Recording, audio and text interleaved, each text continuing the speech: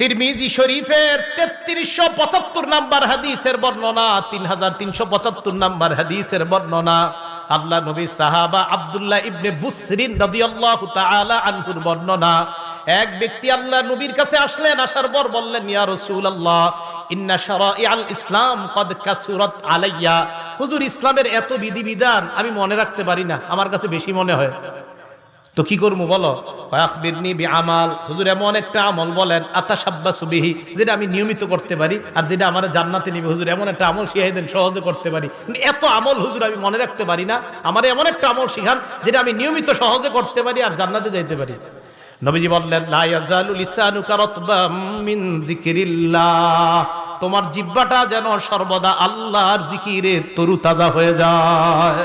সব সময় তোমার জিহ্বায় যেন আল্লাহর জিকির থাকে, এটা তোমাকে জান্নাতে পৌঁছায় দিবে। সুবহানাল্লাহ।